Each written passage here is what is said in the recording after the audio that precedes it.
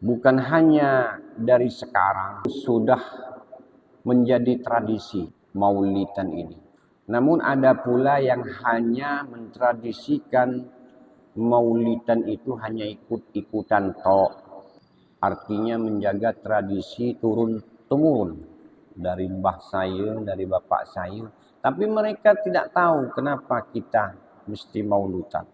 Tidak tahu secara langsung bagaimana cerita dalil-dalilnya. Apakah itu boleh dikatakan bid'ah? Apakah itu tidak dikatakan bid'ah? Ada pula sebagian itu merasa marah, merasa bertanya-tanya ketika maulidan itu dikatakan bid'ah. Marah tanpa alasan karena dia tidak pernah mengetahui bagaimana asal usul, bagaimana dalilnya. Kita itu merasa senang dengan kelahirannya Rasulullah Sallallahu Alaihi Wasallam. Apa kata Sayyid Maliki dalam kitab Siratin Nabawiyah? Dia menyatakan yang pertama bahwa beliau juga merayakan itu. Namun beliau ini tidak pernah menjelaskan bahwa perayaan Maulud Nabi itu di hari-hari yang ditentukan. Tidak ada yang menyatakan suatu pendapat Maulidur Rasul itu harus dilakukan pada malam ini, tanggal sekian, bulan Rabiul Awal. Itu tidak ada. Bal mani faqad dadik faqadib tada afiddin. Barang siapa yang meyakini Maulidur Rasul itu ditentukan harinya atau ditentukan malamnya, maka itulah yang dikatakan bid'ah. Kenapa? Lianna zikrahu sallallahu alaihi wasallam, karena mengenang kelahirannya Rasulullah, yajibu ayyakuna fi kulli hinin. Karena mengingat Rasulullah, berselawat kepada Rasulullah itu tak memandang waktu. Itu ayyakuna fi kulli hinin, dalam waktu apapun.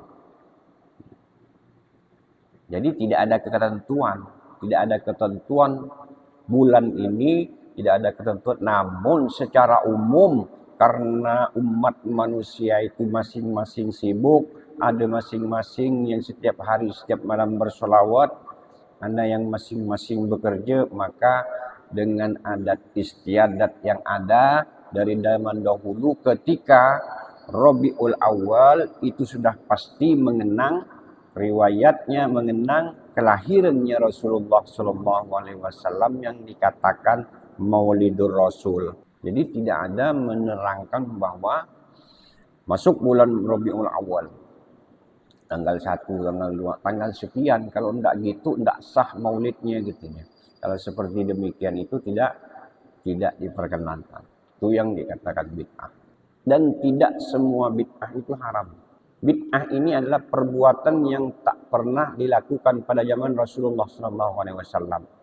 Kitab Nahu pada zaman Rasulullah itu tidak ada. Pembuatan madrasah pada zaman Rasulullah itu tidak ada. Al-Quran dirangkum, ditulis, itu pada zaman itu tidak ada. Yang ada itu pada zaman sahabat. Itu adalah bid'ah. Karena itu memang tidak pernah dilakukan oleh Rasulullah. Kita bikin WC umum, bikin madrasah, bikin pesantren, itu bid'ah. Itu tak pernah dilakukan di zamannya Rasulullah SAW, namun dianggap sebagai bid'ah wajibah, dianggap bid'ah wajib. Meskipun itu tidak pernah dilakukan di zaman Rasulullah, tapi wajib dilakukan zaman kita sekarang. Tidak ada pesantren, kemana anak itu? Tidak ada sekolah, anak itu kemana? Tidak ada WC umum di dalam kota-kota besar, kita kecil kemana? Kan begitu. Itu namanya bid'ah wajib. Perlu juga kita mengetahui tentang bagaimana al-ikhtifal ini. Kenapa harus senang? Padahal merasa senang dengan mengingat Maulidur Rasul itu banyak dari ayat ada, dari hadis pun apalagi Yang sahih ada, yang dhaif pun ada. Pertama, dalil-dalil bolehnya merayakan Maulidur Rasul yang pertama, annal ihtifal bi Maulidin Nabawi Syarif takbirun anil farhi.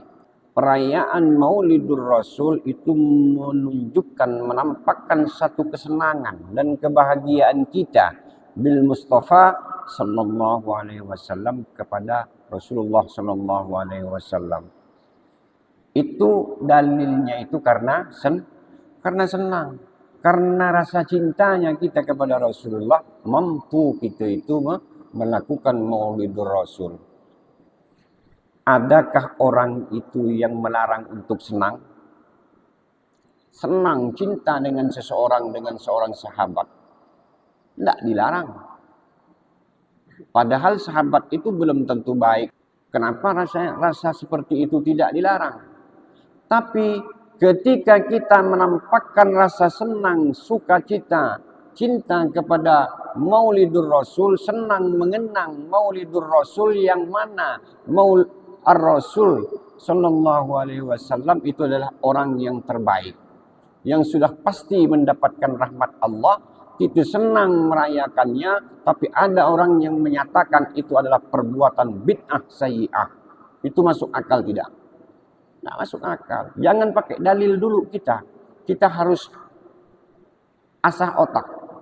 Karena otak ini merupakan hadiah dari Allah, anugerah dari Allah. Mengeluarkan dalil pun kalau tidak bisa kita memahaminya, susah juga. Wa qadin tafa'a bihil kafir. Bahkan merayakan Maulidur Rasul itu tidak hanya bermanfaat kepada kaum muslimin saja, tapi juga bermanfaat kepada orang-orang yang kafir. Faqad ja'a fil Bukhari. Dan itu dijelaskan dalam kitab Bukhari. Kalau sudah penjelasan dari kitab Bukhari, berarti di sana sahih. Muslim sahih.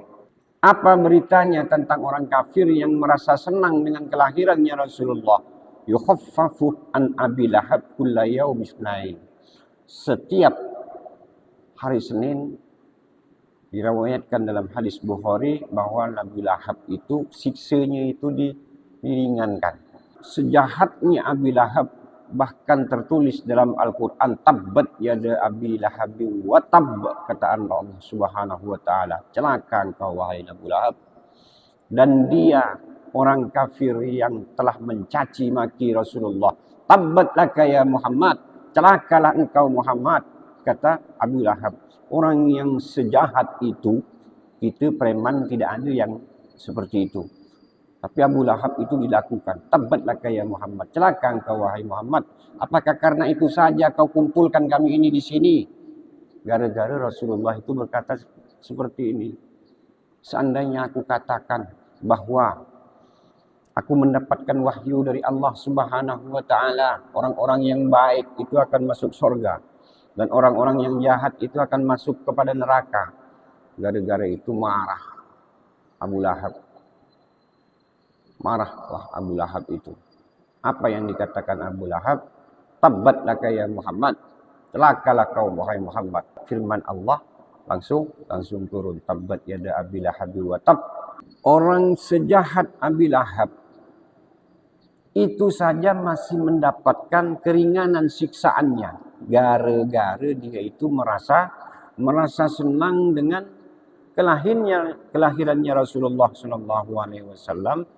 Bisababi ittihi Iswaibah jariyatihi lamma basyarat biwaladatil Mustafa sallallahu alaihi wasallam. Abi Lahab ini orang yang berkuasa dan orang yang berduit. Dia itu mempunyai pelayan segala macam. Kalau orang mempunyai pelayan ini kan begini. Ketika dia tidak ada pelayannya, maka dia kan yang biasanya kopi dibuatkan, karena pelayannya tidak ada, terpaksalah dia itu membuat kopi sendiri, mencuci baju sendiri. Itu saking dia ini ada rasa senang. Pelayannya yang biasa kerja di rumah dia itu, kau libur dulu, jangan kerja katanya. Karena hari ini hari ini adalah hari kelahirannya Nabi Muhammad sallallahu alaihi wasallam. Gara-gara kelahirannya Rasulullah itu dia merasa senang, Abu Lahab itu rela melepaskan apa? Rela dia itu meliburkan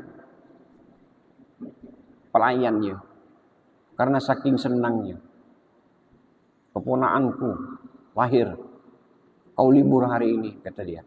Bahkan dalam sebuah syair itu dikatakan oleh Al-Hafidz Syamsuddin Muhammad bin Nasiruddin Ad-Dimsyaki yang bunyinya itu adalah Idza kana hadza kafiran ja'a dhammu bitabbat yadahu fil jahimi mukhallada Ata annahu fi yawmil isnaini daiman yukhaffafu anhu li sururi bi ahmada famadhannu bil abdi alladhi kana umruhu bi ahmada masrura wa mata muwahhida.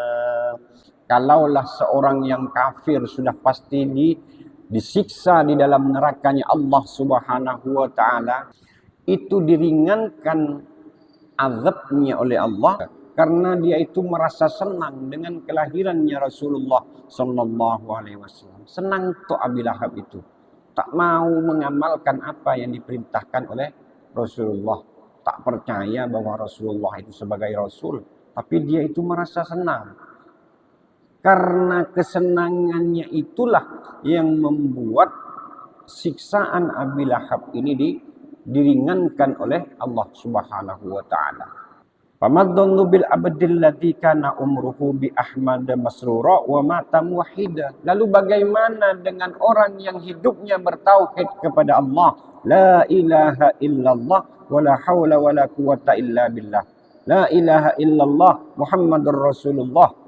Bagaimana dengan orang yang bertauhid yang setiap harinya dia bersolawat kepada Rasulullah dengan hati yang senang, hati bunga, senang, bahagia ketika dia ingat kepada kelahirannya Rasulullah SAW. Macam apa? Coba kita bayangkan ketika orang-orang yang berkumpul kayak malam kemarin di masjid ini, berkumpul al-ijtima' karena merayakan Maulidur Rasul dengan rasa yang bahagia, penuh kebahagiaan. Lalu bagaimana itu dapatnya? Luar biasa sekali dibalas oleh Allah Subhanahu wa taala. Dengan adanya membaca selawat fi hubbi sayyidina Muhammad, menyatakan senangnya kita kepada Rasulullah. Kemudian dalam bait-bait yang lain itu kan semuanya itu memuji tentang Rasulullah dan sejarahnya Rasulullah. Orang yang non muslim saja itu mendapatkan keringanan siksaan. Tak cuma hanya itu, kejadian-kejadian dari ratusan tahun yang lalu ada seorang laki-laki yang bekerja maksiat terus setiap hari, tidak pernah sembahyang, tidak pernah sedekah, puasa apa lagi, tak pernah dia nampak itu ke masjid, tak pernah dia itu bagus-bagus, kedengarannya itu jahat terus di kampung itu. Tapi anehnya orang ini, pemuda ini, ketika bulan Rabiul Awal dia mempersiapkan diri, siap diri, mandi, berpakaian yang bersih, kemudian mendatangi undangan Maulidur Rasul dimanapun selagi dia bisa itu datang untuk Maulidur Rasul. Kemudian setelah dia meninggal dunia, oleh orang kampung itu dimimpikan bahwa dia ini memakai jubah putih bersama para malaikat, disanding oleh para malaikat. Itu karena apa? Karena dia memuliakan dan merasa bahagia dengan kelahirannya Rasulullah SAW.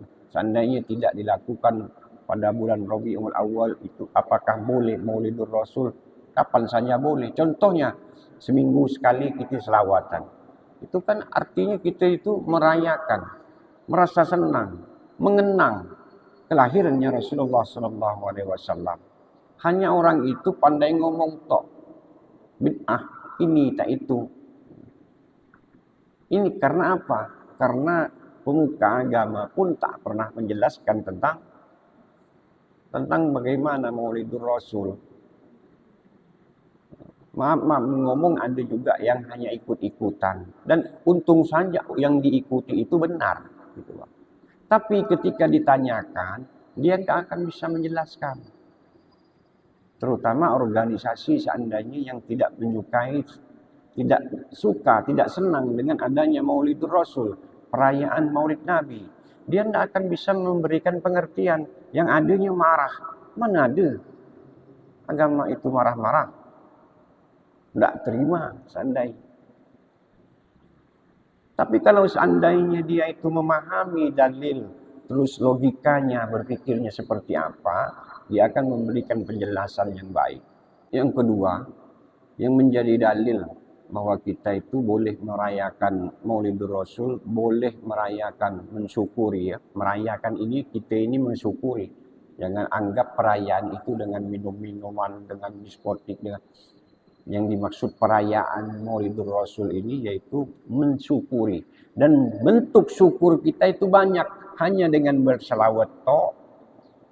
Ada juga dengan banyak sedekah. Ada kuehnya, ada duitnya, ada nasinya. Disiapkan ada pisangnya. Itu wujud syukur kita kepada Allah. Bukan sesajen itu namanya. Itu adalah syukur. Karena bentuk syukur kita kepada Allah, sedekahnya itu dengan jalan demikian. Kan sedekah itu banyak. Ada yang tersimpan, ada yang bersedekah itu diikatkan. Ketika orang fakir miskin itu tidur, diikatkanlah duit itu di bajunya. Supaya ngapa? Supaya tak ketahuan bahawa saya yang merik dia. Ada juga yang gitu ulama sufi itu. Ada juga yang ditunggu di jalan. Dia melewat mana? Dikasih di jalan itu. Diletakkan di jalan. Depan rumahnya, depan apa. Jadi wujud syukur kita kepada Allah atas kelahirannya Rasulullah SAW itu tidak hanya dengan berselawat, tapi juga dengan hal-hal yang lain. Hal-hal yang lain. Karena beliau Sayyid Maliki itu berkata wa hadza fi ma'nal ihtifal bihi illa anna surah mukhtalifah. Kita harus menyadari bahwa perayaan ihtifal Maulidur Rasul itu beda-beda, banyak. Tapi tujuannya tetap baik, tidak melanggar syariat. Walakinnal makna maujudun. Sawa'un kana bisiyamin. Ada yang dengan berpuasa.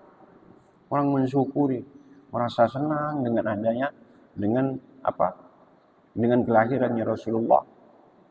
Dia bersyukur yaitu dengan berpuasa sebagaimana yang dilakukan oleh Rasulullah. Wa yazkurullaha ta'ala fihi ala nikmatihil kubra. Kana yu'azzimu yawma maulidihi. Rasulullah itu memuliakan, mengagungkan, mensyukuri hari dia itu lahir. Saya ini lahirnya hari Senin. Saya syukur kepada Allah telah dihidupkan oleh Allah, diutus oleh Allah ke alam dunia ini dalam keadaan sehat kata Rasulullah. Maka dia berpuasa pada hari Senin. Senin, Kamis Rasulullah itu berpuasa. Itu salah satu dalil bahwa boleh kita itu merayakan, merasa bahagia dengan hari lahirnya Rasulullah SAW karena Rasulullah pun merasa bahagia. Sawa'un kana bisiyamin au it'ami ta'amin.